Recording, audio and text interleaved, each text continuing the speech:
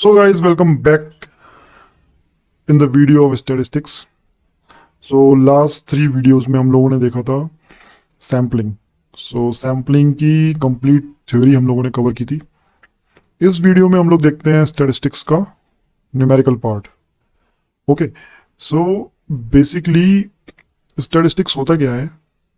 It is a branch of mathematics concerned with collecting, organizing, analyzing and interpreting numerical data. Statistics में क्या करते हैं? हम लोग कलेक्ट करते हैं. क्या चीज़ कलेक्ट करते हैं? डेटा. फिर उसको ऑर्गेनाइज करते हैं, उसको एनालाइज करते हैं, फिर उसको इंटरप्रेट करते हैं कि उस डेटा का मीनिंग क्या है. जैसे आपने कंपनीज में देखा होगा, जब कंपनीज में बोर्ड मीटिंग्स वगैरह होती हैं तो वहाँ पर बहुत सारे चार्ट्स दिखाए जाते हैं, पाई चार्ट, ग्राफ्स वगैरह दिखाए जाते हैं कि कंपनी का परफॉर्मेंस कैसा है. तो बेसिकली उसमें होता क्या है, वो लोग बहुत सारे जो कंपनी के डिपार्टमेंट्स हैं उनकी परफॉर्मेंस को कलेक्ट करते हैं. वहाँ पर जो भी डेटा होता है, मतलब कितना एक्सपेंडिचर हुआ, कितनी इनकम हुई, कहाँ कहाँ एक्सपेंडिचर करना पड़ा, किस किस सोर्स से इनकम हुई, सबको वो डेटा को कलेक्ट करके उसको ऑर्गेनाइज करके एनालाइज करके उसको पाई चार्ट बना के या फिर ग्राफ्स बना के, ओके, तो इस टाइप से शो करते हैं जिससे इजीली कोई अंडरस्टैंड कर पाए. जैसे फॉर एग्जांपल अगर आप इसको देखोगे, इस इमेज को, इस इमेज में क्या है, सपोज एक कोई सिटी है, वहां पर कितने लोग मैरिड हैं, कितने सिंगल हैं, कितने डाइवोर्स्ड हैं और कितने विडोड हैं, इसका डेटा कलेक्ट किया गया. अब ये डेटा क्या होगा, सपोज ऐसा होगा कि let's say 47 lakh person, suppose 1 crore person है उस सिटी में, तो 47 लाख लोग मैरिड हैं, 33% क्या है, सिंगल हैं. तो इसको एक पाई चार्ट के फॉर्म में शो कर दिया. इसको ऐसे रिप्रेजेंट करने का फायदा क्या है? बेनिफिट ये है कि आप देखते ही आइडिया लगा सकते हैं कि कंपैरेटिवली कौन सा डेटा कितना है. मैरिड लोगों के कंपैरिजन में विडोड कितना है, डाइवोर्स्ड कितने हैं, सिंगल कितने हैं. तो विजुअली आप आइडिया लगा सकते हैं देख के कि क्या कंडीशन है, कि अप्रॉक्सीमेटली हाफ जो पर्सन हैं वो मैरिड हैं, अप्रॉक्सीमेटली 1/3 के अराउंड सिंगल हैं, और divorced and widowed almost equal है, थोड़े से डाइवोर्स ज़्यादा है. सो इससे विजुअली आइडिया लगा सकते हैं. ईजी हो जाता है अंडरस्टैंड करना, क्योंकि आप किसी को अगर नंबर दिखाओगे लैक्स में, करोड़्स में, तो हो सकता है उसको उतनी इजीली विजुलाइज या फिर वो उतनी जल्दी सिचुएशन को सेंस ना कर पाए. बट जब वो ऐसे ऐसे पिक्चर के फॉर्म में देखता है तो वो इजीली सेंस कर सकता है कि क्या ओवरऑल पिक्चर है. ओके, सो स्टैटिस्टिक्स में हम लोग क्या करते हैं, पहले डेटा कलेक्ट करेंगे, ऑर्गेनाइज करेंगे, एनालाइज करेंगे, फिर उसको इंटरप्रेट करेंगे, और फिर ऐसे ग्राफ्स वगैरह दिखा के हम लोग कंपनी के जो बोर्ड ऑफ डायरेक्टर्स हैं या फिर जिस भी डिपार्टमेंट ने डेटा कलेक्ट किया है, जैसे हमारे गवर्नमेंट की बात करें तो गवर्नमेंट में जो पॉपुलेशन सेंसस होता है, उसमें सेंसस में भी क्या होता है, डेटा कलेक्ट करते हैं, फिर उसको बाद में ग्राफ्स में शो करते हैं. इसी तरीके से जब हमारा बजट आता है, बहुत सारे डेटा जो होता है उसको क्या करते हैं, उसको different different graphs and pie charts के फॉर्म में शो करते हैं कि कितना बजट किस जगह पे एक्सपेंडिचर हुआ, कौन सी इनकम कितनी है. उससे ईजी हो जाता है understanding. Okay, it is recognized as a distinct scientific discipline due to its broad applications across numerous fields including science, economics, healthcare and social sciences. सब जितने भी फील्ड हैं सब में स्टैटिस्टिक्स का यूज होता है, क्योंकि सबको डेटा को कलेक्ट करके एनालाइज करके अपने फ्यूचर डिसीजन लेने हैं कि अभी क्या सिचुएशन है और फ्यूचर में हमें क्या क्या इंप्रूवमेंट करना है. तो ऑलमोस्ट ईच फील्ड में स्टैटिस्टिक्स का यूज होता है. Helps make sense of complex data through quantitative models. इसमें क्या होता है, अगर कोई डेटा बहुत कॉम्प्लेक्स है उसको हम लोग पिक्चर की फॉर्म में दिखाई दें, इजीली माइंड में ग्रैस्प हो जाता है, जिससे कि हम लोग उसे इजीली समझ सकते हैं. Plays a critical role in decision making in fields like weather forecasting, stock market analysis, insurance and data science. मतलब सब फील्ड्स में यूज होता है. ओके, फोरकास्ट करने के लिए कि अभी सिचुएशन ये है तो फ्यूचर में क्या हो सकती है, ट्रेंड्स देख सकते हैं कि अभी क्या ट्रेंड चल रहा है, फ्यूचर में क्या ट्रेंड होगा. ओके, सो बेसिकली स्टैटिस्टिक्स को हम लोगों ने 2 पार्ट्स में डिवाइड किया है. One is descriptive statistics and second one is inferential statistics. ये इन्फेरेंशियल वाला हम लोग ऑलरेडी देख चुके हैं, जिसमें हम लोगों ने सैम्पलिंग की थ्योरी पूरी स्टडी की थी. ओके, सो इन्फेरेंशियल का मतलब क्या होता है, इन्फर करना. इन्फर मतलब कंक्लूजन निकालना, निष्कर्ष निकालना. इन्फर के इसमें क्या होता है, बेसिकली आप क्या करते हैं कि सपोज एक कोई सिटी है, ओके, इस सिटी में 5 लाख पर्सन है. एक बहुत बेसिक सा एग्जांपल लेते हैं, सपोज 5 लाख पर्सन में हम लोगों को स्टडी करना है कि कितने लोगों को हिल स्टेशन पसंद है और कितने लोगों को बीच पसंद है. मतलब कितने लोग हिल्स पे जाना चाहते हैं और कितने लोग सी बीच पे जाना चाहते हैं. ऐसी कोई स्टडी होती नहीं है, बट एग्जाम्पल के लिए लेते हैं, ठीक है। तो सपोज 5 लाख लोग हैं, इसमें हम लोगों को पता करना है। तो 5 लाख लोग सबके सब पे तो जाके पूछेंगे नहीं, तो हम लोग क्या करेंगे, एक सैंपल निकालेंगे। सैंपल मतलब जो 5 लाख पर्सन है उसमें से 500 पर्सन सेलेक्ट करेंगे और उन पे स्टडी करेंगे। अब 5 लाख में से 500 पर्सन कैसे सेलेक्ट करने हैं, उसकी डिफरेंट डिफरेंट टेक्निक्स होती हैं। जैसे हम लोगों ने पढ़ा था, प्रोबेबिलिटी टेक्निक होती है और एक नॉन प्रोबेबिलिटी टेक्निक होती है, जो लास्ट वीडियोस में हम लोगों ने देखा था। तो कोई भी एक टेक्निक यूज करके जो भी सूटेबल हो, हम लोग क्या करेंगे, एक सैंपल यहाँ से निकालेंगे। सैंपल क्या करेंगे, एक छोटा सा सैंपल निकालेंगे 500 पर्सन का। अब हम लोगों को ध्यान ये रखना है कि ये जो सैंपल लिया है हम लोगों ने, 500 पर्सन सेलेक्ट किए हैं, ये सब जगह से आए, मतलब सिटी के जितने भी कॉर्नर हैं, जितने भी एरियाज हैं, सब जगह से आए, जिससे जो रिजल्ट निकल के आए वो ऑलमोस्ट एग्जैक्ट हो। तो हम लोगों ने क्या किया, 5 लाख पर्सन का एक सिटी है, वहां से 500 का सैंपल निकाला। अब इन 500 पर्सन से पूछेंगे कि आपको हिल्स पसंद है या फिर सी बीच पसंद है। सपोज 300 पर्सन ने बोला कि उनको हिल्स पसंद है, एंड 200 ने क्या बोला, उनको बीचेस पसंद है। They would like to go on beach rather than hill. Okay, so 300 को हिल्स पे जाना है, 200 को बीचेस पे जाना है। तो अब हम लोगों ने स्टडी किस पे किया, 500 पर्सन पे। इसके बेस पे क्या निकल के आया कि जो 60% पर्सन है उनको हिल्स पे जाना पसंद है, मतलब वो हिल्स को प्रेफर करेंगे अगर उन्हें कहीं जाना हो, और 40% को क्या पसंद है, बीचेस पसंद है। तो हम लोगों ने पूरी सिटी पे स्टडी नहीं किया, केवल एक सैंपल वहां से ड्रॉ किया और उस सैंपल में जो लोग आए उन पे स्टडी किया, और उन लोगों से निकल के आया रिजल्ट कि 60% को हिल्स पसंद है, 40% को बीचेस पसंद है। तो इसके बेस पे हम लोग क्या बोल सकते हैं, पूरी सिटी का यही ओपिनियन है। ओके, सैंपल के बेस पे कि इस 5 लाख पर्सन की जो सिटी है उसमें 60% लोग हिल्स को प्रेफर करते हैं एंड 40% बीचेस को प्रेफर करते हैं। सो ये एग्जैक्ट नहीं होगा, क्योंकि हम लोगों ने सैंपल तो ही स्टडी किया है, पूरे एक एक पर्सन से तो पूछा नहीं है, लेकिन ऑलमोस्ट यही ओपिनियन होगा अगर हम लोग पूरी सिटी में जाएंगे तो, क्योंकि हम लोगों ने ये सैंपल जो है वो रैंडमली सब जगह से सिलेक्ट किया है, तो सब लोगों का रिप्रेजेंटेशन है, तो ऑलमोस्ट यही रिजल्ट निकल के आएगा। तो इसको बोलते हैं इन्फेरेंशियल स्टैटिस्टिक्स।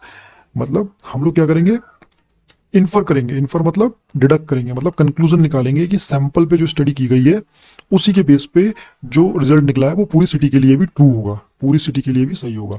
सो इसको बोलते हैं इन्फेरेंशियल स्टैटिस्टिक्स। इसको हम ऑलरेडी लास्ट 3 वीडियोज में कवर कर चुके हैं। अब बारी आती है न्यूमेरिकल पोर्शन की, जिसमें हम लोग न्यूमेरिकल्स करते हैं, जो एग्जाम में न्यूमेरिकल्स आएंगे। ओके, सो डिस्क्रिप्टिव स्टैटिस्टिक्स के भी 3 पार्ट्स हैं। मेजर ऑफ सेंट्रल टेंडेंसी, जिसमें मीन मोड मीडियन होता है।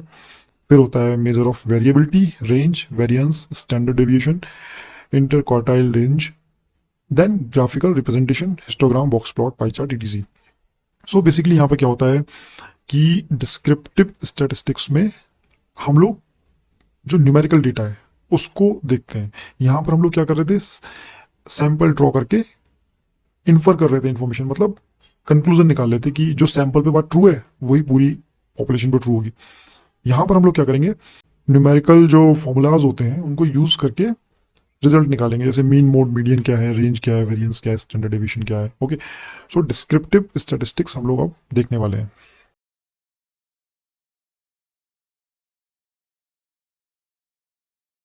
सो डिस्क्रिप्टिव स्टैटिस्टिक्स 3 पार्ट्स में डिवाइड किया गया है basically. Measure of central tendency, measure of variability, measure of frequency distribution.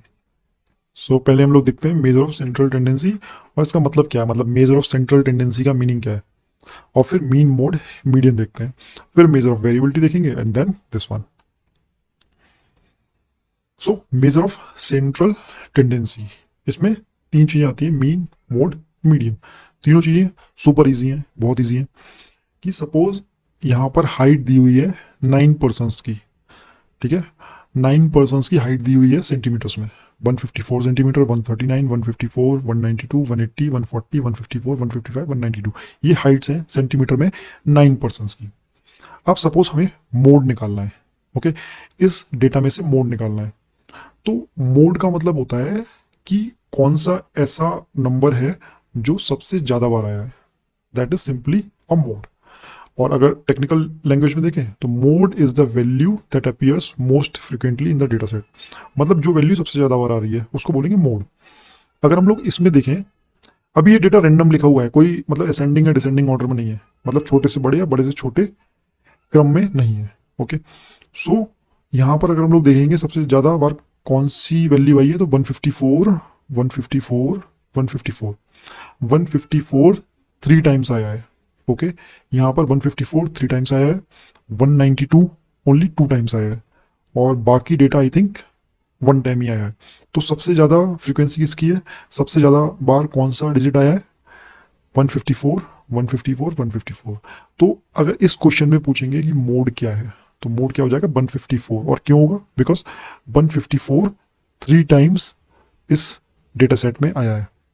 Okay, इस जितनी भी वैल्यू इसको बोलते हैं डेटा सेट, तो इस डेटा सेट में सबसे ज़्यादा बार कौन सी चीज़ आई है, 154। सो मोड हो गया 154। एक और भी बात है, जब हम लोग क्वेश्चन सॉल्व करते हैं तो हम लोगों को क्या करना होता है, इसको असेंडिंग ऑर्डर में लगाना होता है। ओके, असेंडिंग ऑर्डर मतलब सबसे स्मॉलेस्ट टू लार्जेस्ट, छोटे से बड़े के क्रम में।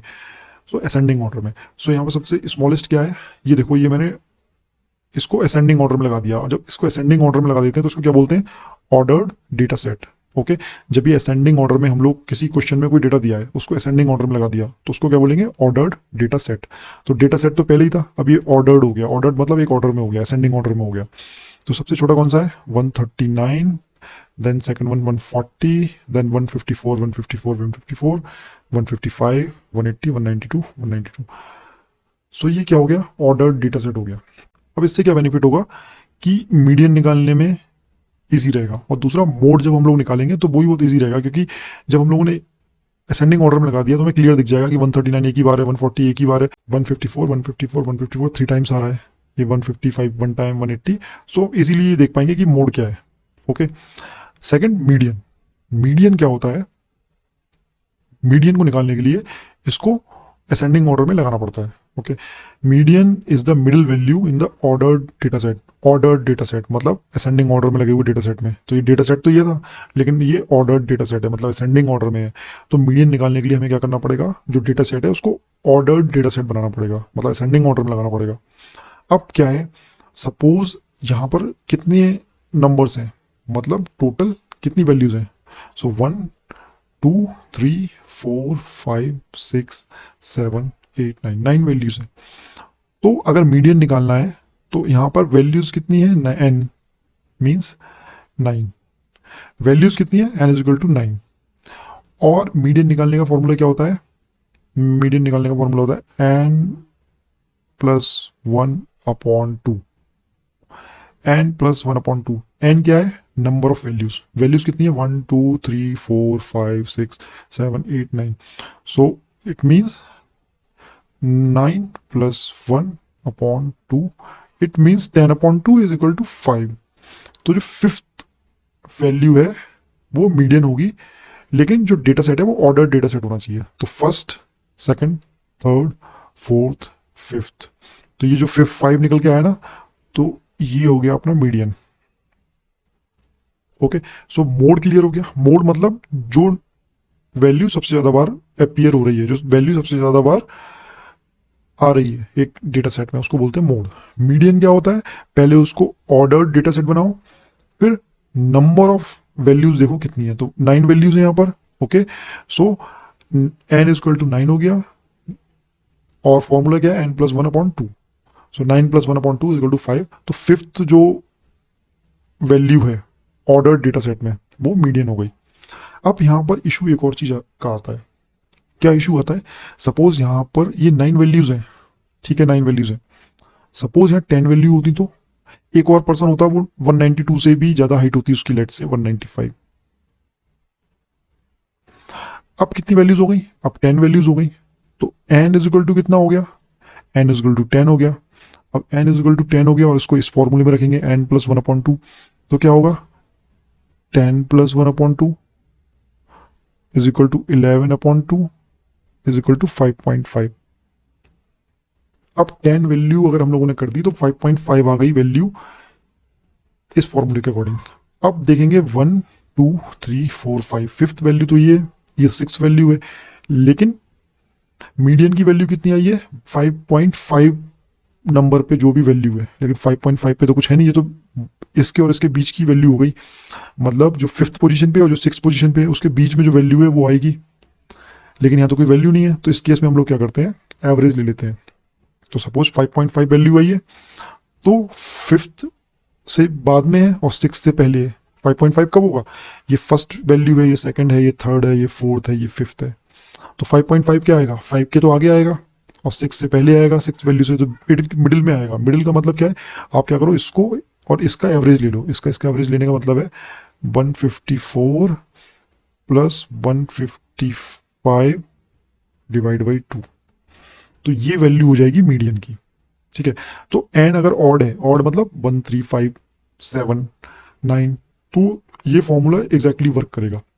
एन प्लस 1/2, तो 5th आ गया, तो 5th वैल्यू हो गई। लेकिन अगर 9 की जगह 10 वैल्यू हो जाए यहाँ पर, तो 10 में एन इक्वल टू 10 हो गया, मतलब वैल्यू सम हो जाए, जैसे 4 6 8, यहाँ पर जैसे हो गई 10 12, तो फिर क्या होगा, फिर पॉइंट में आएगा आंसर, पॉइंट में। तो पॉइंट में क्या होगा, जैसे 5.5 आया है, तो जो 5th वैल्यू है उसके बाद और 6th वैल्यू के पहले, तो इन दोनों का एवरेज निकाल लेंगे, वो मीडियन हो जाएगा। जैसे इस वाले की बात करें तो कितना हो जाएगा, 549 550 और 13, तो कितना हो गया 309 डिवाइड बाई 2, तो 154.5। ओके, सो ये हो गई मीडियन की वैल्यू। अब मोड क्लियर हो गया, मीडियन क्लियर हो गया। मोड में एक और भी बात है, सपोज ये 154 3 टाइम्स आया है, कोई और भी नंबर होता जो 3 टाइम्स आया होता, तो दोनों में से कौन सा मोड होता, तो 2 मोड हो जाते।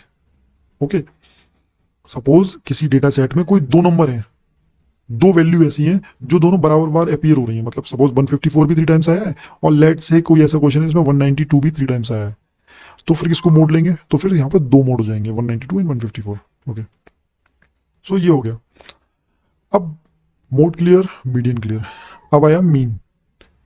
मीन में क्या होता है कि जितनी वैल्यूज हैं, ओके, जितनी वैल्यूज हैं सबको ऐड करो और नंबर ऑफ वैल्यूज से डिवाइड कर दो। जैसे यहाँ पर अगर इसको 195 को भी हटा देते हैं, बस एग्जाम्पल के लिए लिया था, सपोज यहाँ कितनी वैल्यूज है 1 2 3 4 5 6 7 8 9, तो यहाँ 9 वैल्यूज है, तो इन 9 वैल्यूज को ऐड करके 9 से डिवाइड कर दो। सो मीन को क्या बोलते हैं, एक्स बार।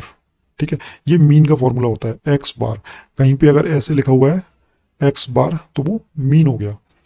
सिग्मा का मतलब होता है एडिशन, सम। ये जो सिग्मा बना हुआ है इसका मतलब होता है सम। सिग्मा एक्स मतलब जितनी भी वैल्यूज हैं उनको सबको ऐड कर दो।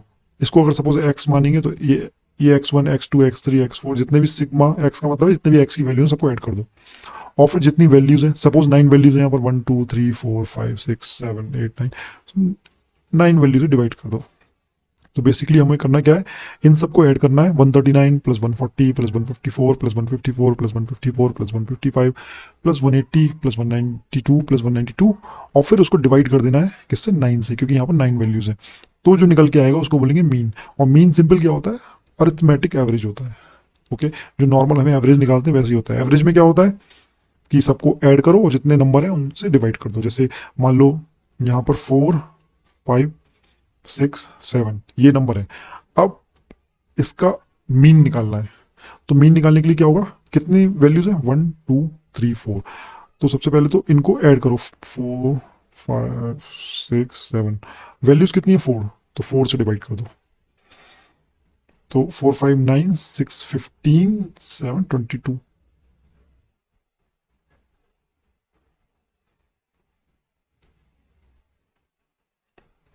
तो एक्स बार कितना आ गया 5.5। ओके, अब इसको मेजर ऑफ सेंट्रल टेंडेंसी क्यों बोलते हैं, बिकॉज ये सेंटर के बारे में इंफॉर्मेशन देता है। जैसे अगर मोड की बात करें तो सबसे ज्यादा बार कौन सा नंबर आया है, ठीक है, तो ये तो हो गया कि कौन सा नंबर सबसे ज्यादा आ रहा है, ठीक है, इसमें तो ऐसा कोई इशू नहीं है। लेकिन मीडियन का मतलब क्या है, मिडिल टर्म निकालना है, मिडिल टर्म, तो मिडिल टर्म आ गया। और मीन का मतलब क्या है, सबका एवरेज निकालना है, तो सबका एवरेज भी एक तरीके से सेंट्रल टेंडेंसी हो गई, क्योंकि सबका जो एवरेज है वो ऑलमोस्ट इनके बीच की वैल्यू होगी। जैसे यहाँ पर हम लोग अगर निकालेंगे तो कम ऑलमोस्ट इनके मिडिल की वैल्यू आएगी। तो इसका मतलब क्या हुआ कि जो रिजल्ट जो आ रहा है वो मोस्टली सेंट्रल जो वैल्यू है उसके आसपास का आ रहा है। जैसे यहाँ पर सेंट्रल वैल्यू कितनी 154, तो मीडियन कितना 154, और अगर अर्थमेटिक मीन निकालेंगे तो भी यहीं के बीच के आसपास तक का आएगा।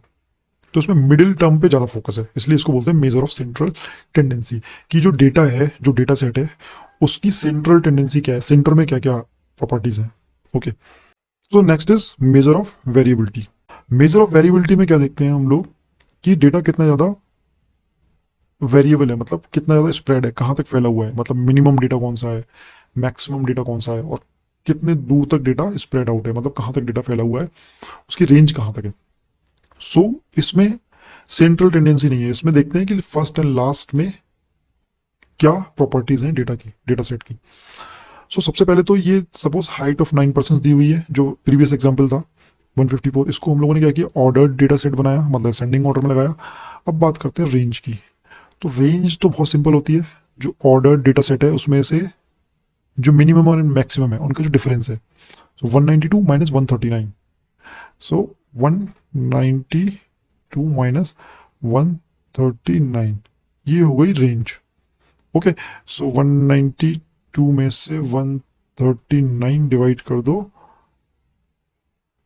तो 53 हो गई रेंज। मतलब जो मैक्सिमम वैल्यू है, जो मिनिमम वैल्यू है, उसकी डिफरेंस कितना, उसको बोलते हैं रेंज। ओके, अब नेक्स्ट वीडियो में हम लोग देखेंगे क्या होता है variance, standard deviation, inter quartile range. इस वीडियो में इतना ही रखते हैं, मिलते हैं नेक्स्ट वीडियो में। Till then take care, bye bye.